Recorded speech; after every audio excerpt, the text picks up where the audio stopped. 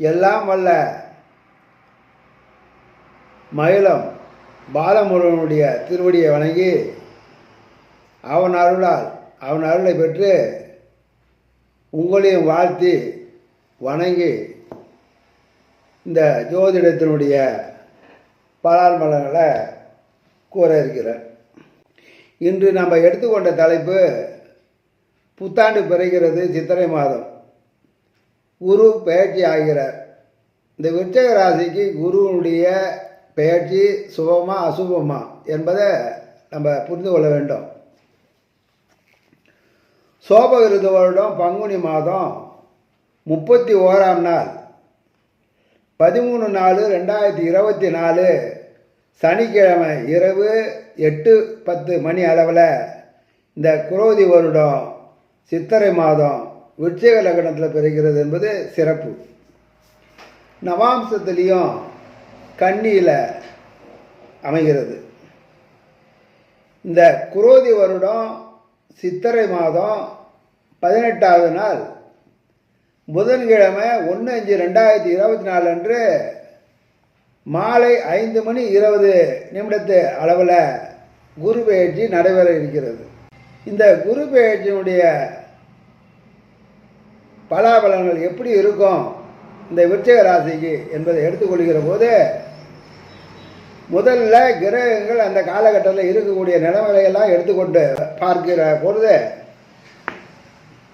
இது நாள் வரையிலும் விருச்சிகத்திற்கு 6ஆம் இடம் என்று சொல்லக்கூடிய ருணம், ரோகம், சத்ரு, இந்த 3 இடங்களுக்கு 3 காரகத்திற்கு உரிய இடமான மேஷத்தில் குரு அமர்ந்தார், 6ல் அமர்ந்தார். குரு நின்ற இடத்திற்கு ராகு 12ஆம் இடமாக இது நாள் வரையிலும் இருக்கக்கூடிய சூழ்நிலை. இந்த 6ஆம் இடத்திலிருந்து 7ஆம் இடம் குரு செல்கிற போது குருவுக்கு 11 ராகு. அதே போல சனியினுடைய பார்வையிலிருந்தும் குரு பெயர்ந்து 7ஆம் இடம் என்று சொல்லக்கூடிய சப்தம கேந்திரம் பெறுகிறார். இந்த சப்தம கேந்திரம் பெறுவது இந்த 12 ராசிகளிலேயே இந்த விருச்சிகத்திற்கு மட்டும்தான் மிகவும் சிறப்பான அமைப்பு. அனைத்து ராசிகளுக்கும் ஒவ்வொரு முறையும் 7ஆம் இடம் குரு பெயர்வது உண்டு. இந்த குரு ஒரு சென்ட்ரல் ஸ்டேஷன் போல இந்த 7ஆம் இடம் இப்படி வந்தாலும் 7, அப்படி வந்தாலும் 7. அவர் நின்ற நிலையில் தன்னுடைய திவ்யமான அருள் பார்வையை 5வது பார்வையாக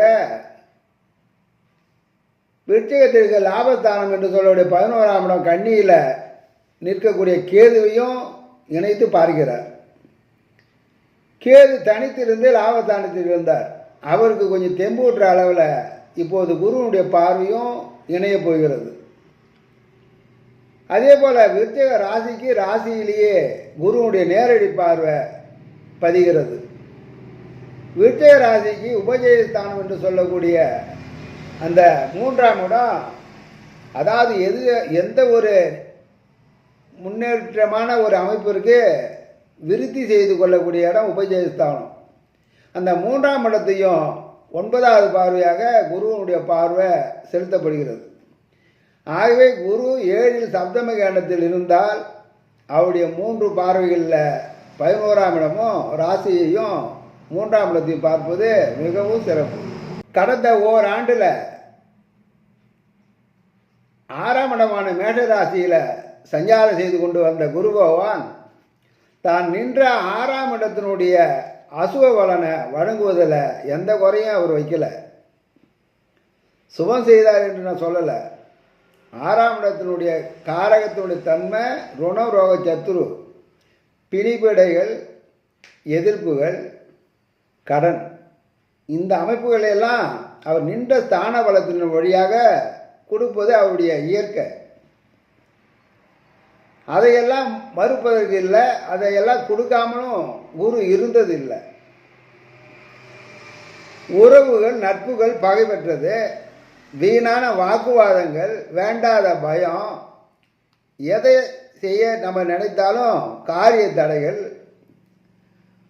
பங்காளியினுடைய தொல்லைகள் அல்லது அவர்களால் நம்மளுக்கு நன்மைகள் ஏற்படாத நினைவு, உடல் அசௌகரியம்,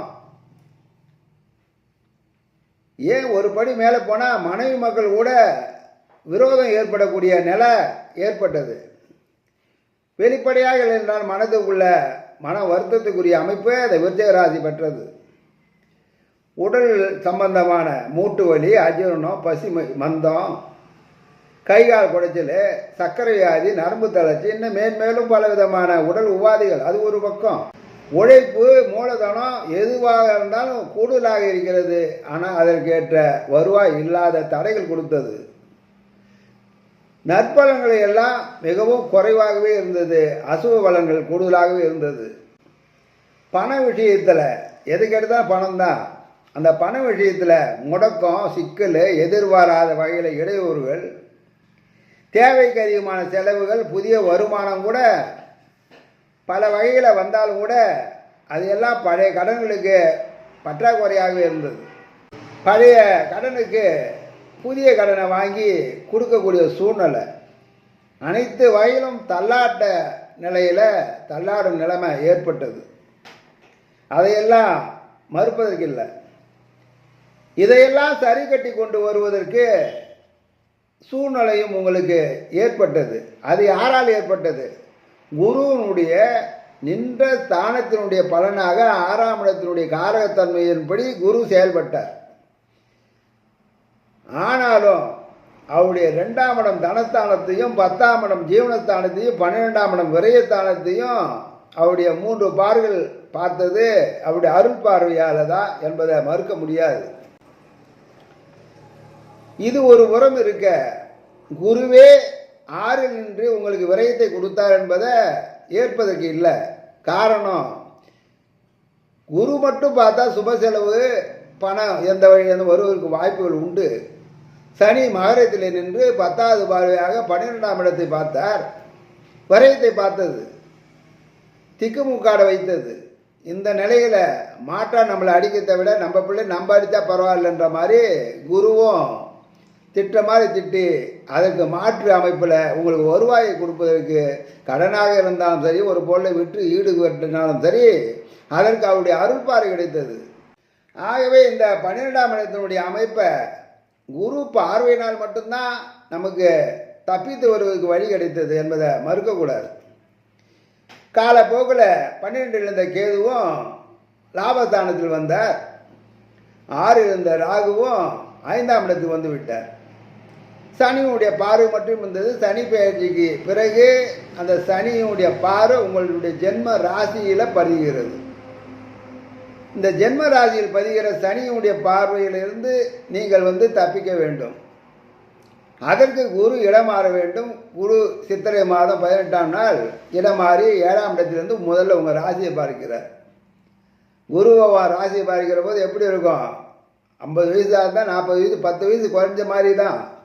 இந்த நிலையில் குருவுடைய பார்வை இன்னைய காலகட்டத்தில் இந்த விருச்சிகத்திற்கு குரு ஆத்மார்த்த நண்பராக இருக்கார். பொதுவாகவே இயற்கையிலேயே இந்த விருச்சிக ராசிக்கு 2வது வீட்டுக்கு உரியவர் குரு. அவரே பஞ்சமஸ்தானம் 5ஆம் இடத்துக்கு உரியவராக வருகிறார். இந்த 2 காரகமும் ஒரு சிறப்பான காரகமாக இருக்கிறது. அப்படி குரு இந்த காரகத்தில் இருந்து 7ஆம் இடத்துக்கு வருவது பஞ்சமஸ்தானாதிபதி, குடும்பஸ்தானாதிபதி. நீங்கள் பேசுவதற்கு வாக்கு கொடுத்தாரே அந்த வாக்கு ஸ்தானாதிபதி, இத்தனைக்கும் சொந்தக்காரர் குரு.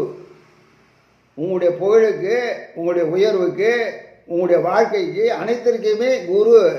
குரு இல்லை என்றால் உங்களுக்கு எந்த வித திருவருளும் இல்லை. விருச்சிகத்தை பொறுத்தவரையிலும் செவ்வாய், குரு, சூரியன், சனி இந்த 4 கிரகங்கள் வலுவாக இருந்தால் அவர்கள் சீரோடும் சிறப்போடும் இருப்பார்கள் என்பது ஜோதிடத்தினுடைய அசைக்க முடியாத விதி. உங்களுடைய ராசியோட விருச்சிகத்தில் அதிபதி செவ்வாய் 6, 8ல் மறைந்தால் பூர்வம் இல்லை. இந்த நிலையில எல்லாம் இருக்கிற போது இந்த குரு முழுமையான சுபர், திரிகோணாதிபதி. இந்த திரிகோணாதிபதி கேந்திரம் பெறுகிற போது பன்மடங்கு நன்மையை செய்யும் என்பது ஜோதிடத்தில் அசைக்க முடியாத விதி. ஆக திரிகோணம் பெற்ற 7ல் கேந்திரம், அந்த கேந்திரமும் 7வது கேந்திரம். இந்த 7ஆம் இடம் என்ன சிறப்பு? அவர் தான் திருமணத்தை நடத்தி வைக்கக்கூடிய காரியதரிசி. குரு 7ல் நின்றால் திருமணத்திற்குரியவர், திருமணத்தை நடத்த வைக்கக்கூடிய பகவான் வந்திருக்காருன்ற மாதிரி அர்த்தம். சரி, இந்த விருச்சிக ராசியில் 7 வயசு 10 வயசு இருக்குது, அவங்களுக்குலாம் திருமணம் நடக்குமா அப்படின்ற ஒரு கேள்வி. அப்படி இருக்கிற 9ஆம் இடம் தகப்பனுக்கு சகோதரி, இப்படி அந்த வகையில் இந்த குழந்தையினுடைய அமைப்பு சிற்றப்பனுக்கு, பெரியப்பாவுக்கு, அத்தை குடும்பத்திற்கு இப்படியெல்லாம் பலாபலங்களை எல்லாம் பிரித்து கொடுக்கும். அப்பாவுக்கு இந்த 7ஆம் இடத்துல குரு வருகிற போது அது 11ஆம் இடம் லாபஸ்தானம். 10 ரூபா இல்லாதவங்கன்னா அப்பா கையில் கூட பணம் போடலாம். அந்த அமைப்பு இந்த 7ஆம் இடம் என்பது விருச்சிகத்திற்கு மட்டும் இல்லை, விருச்சிக ராசியில் பிறந்த அந்த குழந்தையினுடைய தகப்பனுக்கு நன்மை. இப்படி அதே போல விருச்சிக ராசியில் பிறந்த அக்காவோ அண்ணனோ இல்லை சிற்றப்பனோ இப்படின்னா இருந்தால் அவர்களுடைய உயர்வு, அவருடைய வாழ்க்கையினுடைய ஏற்றம், திருமணம், புத்திரபாக்கியம், பல வகையில் எல்லோருக்கும் நல்லதை செய்யக்கூடிய அமைப்பு இந்த 7ஆம் இடம். இதில் என்ன தெளிவாக சொல்ல போனால், இப்போ மேஷ ராசிக்கு 2ல் வரார். அந்த குரு 9 பாக்கியாதிபதியாகவும் விரையாதிபதியாகவும் வரார். கடகத்துக்கு 11 குரு வரார். ருணரோக சத்துரு 9ஆம் இடம் பாக்கியம் 2 காரகம், 1 - 1 +. கன்னிக்கு 9ல் குரு வரார். இப்போ 1 4 இன்னொன்று 7, இது ரெண்டுமே கேந்திராதிபதி தோஷம் பெற்ற குரு. அப்போ அங்கே மைனஸாகவே இருக்குது. மகரம் 5ல் குரு, 5ல் குரு கெஞ்சனா கிடைக்காது, இருந்தாலும் விரையாதிபதியாகவும் வரார் குரு. விருச்சிகத்துக்கு மட்டும்தான் 7ல் குரு வருகிற போது 2ஆம் இடம் தனஸ்தானாதிபதி, குடும்பஸ்தானாதிபதி, வாக்குஸ்தானாதிபதி, அதே திரிகோணாதிபதி. இந்த 2 காரகத்தன்மையும் சுப காரகத்தன்மையாக வந்துடுது. இந்த சுபகாரிய தன்மையாக வருவதும் 7ஆம் இடம் ஸ்தான பலமும் அவருடைய பார்வை பலமும் கூடுதலாக இணையக்கூடிய காலகட்டம். இனி குருவினால் ஏற்படக்கூடிய நன்மைகளை எல்லாம் நம்ம கொஞ்சம் ஏறெடுத்து பார்க்கணும். 7ல் ரிஷபத்தில் அமரக்கூடிய குரு பிரமாதமான ராசி மாற்றமா அப்படின்னு ஒரு கேள்வி. உண்மையிலேயே அது உண்மையான பிரமாதமான ராசி மாற்றம் தான். அதில் எல்லளவும் ஐயப்பாடே கூடாது. சனியினுடைய பார்வையிலிருந்து குரு விலகுவதே மிக மிக சிறப்பான ஒரு காலகட்டம். சப்தம குரு சௌகரிய விருத்தி, மனதிற்கு இனிய பயணம், மனதிற்கு உகந்த பெண்ணால் சுகமும் புத்திர பாக்கியமும் பிள்ளைகளால் நன்மைகளும் ஏற்படுவதற்குரிய அமைப்பு. உனக்கு கிடைக்க வேண்டிய உயர்ந்த கௌரவம், புகழ், மன உறுதி, இது எல்லாம் எப்படி கிடைக்கும்? குருவினால் தான் கிடைக்கக்கூடிய அமைப்பு இந்த விருச்சிகத்திற்கு. இதையெல்லாம் நான் சொல்லலைங்க. பலதேவிகளை மந்திரேஸ்வரர் என்ற மகானும் யுவனேஸ்வரர் என்ற மகானும் கூறி இருக்கிறாங்க. மேலும் வானசாஸ்திர நிபுணரான வியக்கத்தக்க ஜோதிட நிபுணரான வராகமுரர் அவரும் சொல்கிறாரு. அவரும் என்ன சொல்கிறாரு? குருவால் சயன சுகம். சயனம்னா படுக்க, பள்ளிகொண்ட பெருமாள் சயனத்தில் படுத்துருக்க மாதிரி நிம்மதியான தூக்கம், தனித்திருந்த தூக்கம், இணைந்த தூக்கம், 2 விதமான அமைப்புக்கு எப்படி இருந்தாலும் படுக்கையில் தூக்கத்திற்குரிய அமைப்பு சுகத்தை கொடுக்கும் என்பது இந்த காலகட்டத்தினுடைய 7ஆம் இடத்தினுடைய குருவனுடைய அமைப்பு. போஜன சுகம், செல்வ வளம், சொத்து விருத்தி, ஆடை ஆபரண சேர்க்கை, வாகனம், வண்டி வாகனம், வீடு, இந்த வகையிலையெல்லாம் ஏற்றம், சமூகத்தில் உயர்ந்த மதிப்பு, அனைத்து வகையிலும் உனக்கு உண்டு என்று சொல்லுகிறார்கள் இந்த மகான்கள் எல்லாம். இன்னொருத்தர் இருக்காருங்க, அவருடைய பாடல்களே தனிப்பட்ட முறையில் அவருடைய பாணியே தனி பாணி தான். அதனால தான் அவருக்கு பேர் புலிப்பாணி முனிவர் என்று பெயரிட்டார்கள். அவர் என்ன சொல்கிறார் பார்ப்போமா? பூபதி 7ல் நிற்க புனிதன் காமி ராஜகன்னியால் லாபம் என்று.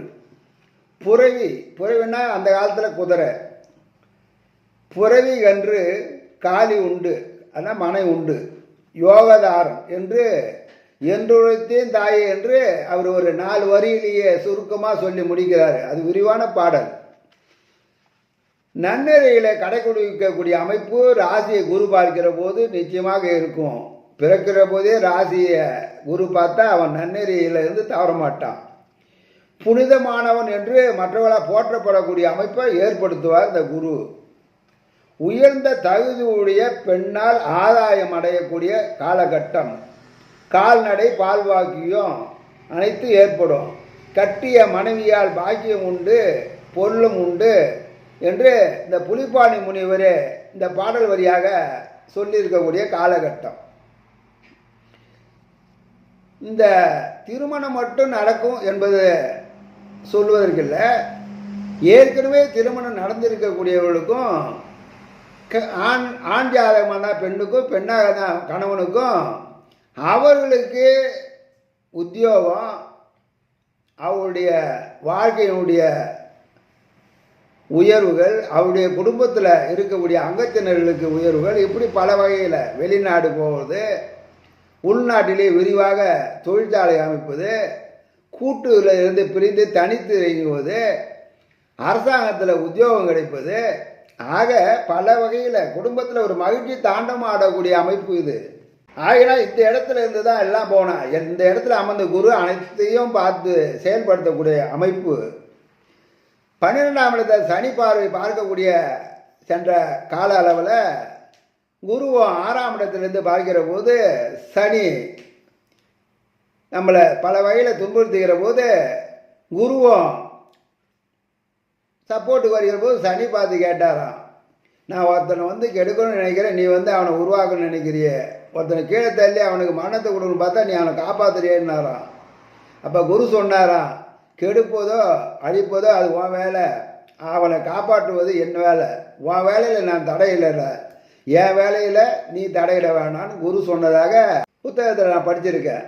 அதை போல் அமைப்பில் இருக்கிற போது இன்றைய காலகட்டத்திலையும் உங்களுடைய இந்த ஓராண்டில் பலவிதமான இன்னலிலிருந்து நீங்கள் அதை விடுவித்து முன்னேறி வருவதற்குரிய உற்ற காரணமே குருவுடைய பார்வைகள் தான் என்பதை மறந்துவிடலாகாது. அந்த புலிப்பாணி முனிவரே மற்றொரு சோடி பாடலில் என்ன சொல்கிறாருன்னா, குரு 11:7 கூறும் 5:2 நிற்க திருமகள் கிருவை உண்டாம், தீர்த்த யாத்திரை உண்டாம், தர்ம தானங்கள் உண்டாம், தந்தை தாய் உதவி உண்டாம், அருமையும் பெருமையும் உண்டாம், அரசர் சேவையும் உண்டாம் என்கிறார். அரசருடைய சேவை அந்த காலத்தில், இந்த காலத்தில் அரசாங்கத்தினுடைய அமைப்பு சப்போர்ட்டு கிடைக்கும். ஆகவே பல முனிவர்களும் மகான்களும் பிரமாதமாக வாக்கு கொடுத்து சென்றிருக்கிறார்கள். மகானுடைய வாக்கு, முனிவுடைய வாக்கு என்றும் பொய்த்ததில்லை என்பதை மனதில் நிறுத்தி கொள்ள வேண்டும். அருமையும் பெருமையான பலவிதமான நன்மைகளோடு திருமகளான மகாலட்சுமியுடைய கலாட்சம் உங்களுக்கு உண்டு. அப்புறம் என்னங்க, உங்களுக்கு யோகம் தானே, யோகத்தை அனுபவிக்கக்கூடிய காலகட்டம் வந்திருக்கிறது, சிறப்பாக யோகத்தை அனுபவிங்க என்று சொல்லி இந்த குருவோவா தன்னுடைய சக்தியை வெளிப்படுத்தக்கூடிய இடம் இந்த 7வது இடம். எப்பயுமே மற்ற இடங்களை விட இந்த 7ஆம் இடத்துக்கு வருகிற போதுனா அவருடைய சக்தியை வெளிப்படுத்துவார். அனைத்து விதமான பாக்கிய பலன்களையும் விருத்தியாக்கக்கூடிய தகுதியும் பண வசதியும் கொடுக்கக்கூடிய அமைப்பு இந்த குரு பகவானுக்கு உண்டு. வருமானத்திற்கு அனைத்து விதமான கதவுகளும் திறக்கக்கூடிய அமைப்பு இப்பொழுது. புதிய வேலைவாய்ப்பு, எதையும் செயலாற்றக்கூடிய திறமை, தொழில் அபிவிருத்தி, ஆதாயம், சம்பாத்தியம், நிலவளங்களில் சாகுபடி மகசூல், தோட்டப்பயிர், வேலைக்கான வரவு, கூடுதல் வரவு, சலுகை கட்டணம், ஓய்வூதியம், சிறப்பு சன்மானம், அன்பளிப்பு, பரிசு தொகை, கமிஷன், பங்கு பிரிவு, அடமானம் போட்ட அசையும் சொத்து, அசையாத சொத்து, இவைகளெல்லாம் மீட்பது, வாங்குவது, இதையெல்லாம் நடக்கக்கூடிய காலகட்டம் சித்திரை மாதம் 18லிருந்து 7ஆம் இடத்துக்கு வந்த குருவினால் ஏற்படுகிறது. சரி, புதிய பொன்னாபரணம் வாங்கக்கூடிய அமைப்பு, மனைவியால் கணவனும் கணவனால் மனைவியும் லாபம் பெறக்கூடிய அமைப்பு, வீடு வாகன வசதி, சொத்து பத்து சுகம், எதையும் வாங்கக்கூடிய யோகம், இது எல்லாம் ஏற்படுகிறது. திருமணம் தங்களுக்கும் உண்டு, உங்கள் பிறந்தவர்களுக்கும் உண்டு. சீரும் சிறப்புமாக திருமணம்னா ஏதோ பேசணும் வந்தோன்னு இல்லாமல் கேட்டது இடத்துல எல்லாம் 1க்கு 2 கிடைக்கக்கூடிய அமைப்பு. ஆகவே சிறப்பான அமைப்பில் திருமணத்தை நடத்தி வைக்கக்கூடிய அமைப்பு இந்த ஓராண்டு காலம் குருவினால் உங்களுக்கு லட்சுமி கடாட்சம் உண்டு. குருவிற்கு குருவான முருகனுடைய 7 படை வீடுகளில் ஒன்றையாவது தரிசனம் கண்டு அவன் அருளை பெற்று உங்கள் எண்ணம் போல் உயர் அடைவுகள் என்று கூறி அன்புடன் முடிக்கிறேன் உங்கள் சிவா.